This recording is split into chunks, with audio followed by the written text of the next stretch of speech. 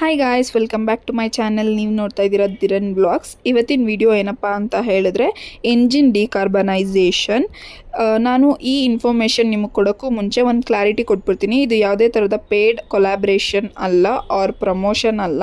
ಇದು ನಮ್ಮ personal experience. ನಾವು ನಮ್ಮ ಕಾರಿಗೆ ಡಿಕಾರ್ಬನೈಸೇಷನ್ ಮಾಡಿಸಿದ ಮೇಲೆ ನಮಗೆ ಯಾವ ಥರ ಯೂಸ್ ಆಯಿತು, ಏನೇನು ಇಂಪ್ರೂವ್ ಆಯಿತು ಅದನ್ನು ನೋಡಿ ನಾನು ನಿಮಗೆ ಈ ಇನ್ಫಾರ್ಮೇಷನ್ ಕೊಡ್ತಾ ಇದ್ದೀನಿ.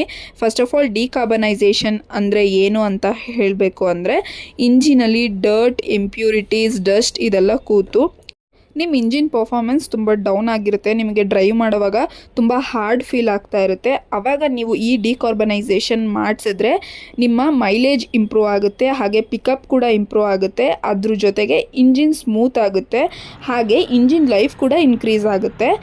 ನಾನು ಈ ಶಾಪ್ ಎಲ್ಲಿದೆ ಅಂತ ಹೇಳಬೇಕು ಅಂತ ಹೇಳಿದ್ರೆ, ಇದು ಔಟರ್ ರಿಂಗ್ ರೋಡ್ ಲೆಗ್ಗೆರೆಯಲ್ಲಿದೆ. ಹಾಗೆ ಇದು HP petrol bunk back side ಇದೆ, ಹಾಗೆ ರಿಂಗ್ ವ್ಯೂ ಅಪಾರ್ಟ್ಮೆಂಟ್ ಆಪೋಸಿಟೇ ಇದೆ. ನಾನೀಗ ಈ ವಿಡಿಯೋದಲ್ಲಿ ಏನು ಪರ್ಸನ್ನ ತೋರಿಸ್ತಾ ಇದ್ದೀನೋ is the owner of this shop ಅಂತ ಹೇಳ್ಬೋದು. ನಿಮಗೆ ತುಂಬ ಅಫೋರ್ಡಬಲ್ ಪ್ರೈಸಲ್ಲಿ ಬೆಸ್ಟ್ ಸರ್ವಿಸ್ ಕೊಡ್ತಾರೆ. ನೀವಿವಾಗ ಈ ಡಿಕಾರ್ಬನೈಸೇಷನ್ನ ಹುಡುಕೊಂಡು ಎಲ್ಲೆಲ್ಲೋ ಹೋಗಬೇಕಾಗಿಲ್ಲ, ನಮ್ಮ ಲೆಗ್ಗೆರೆಯಲ್ಲೇ ಇದೆ. ಹಾಗಾಗಿ ಇದು ನಿಮ್ಮೆಲ್ಲರಿಗೂ ಯೂಸ್ ಆಗಲಿ ಅಂತ ಈ ವಿಡಿಯೋನ ನಿಮ್ಮ ಜೊತೆ ಶೇರ್ ಮಾಡ್ತಾ ಇದ್ದೀನಿ.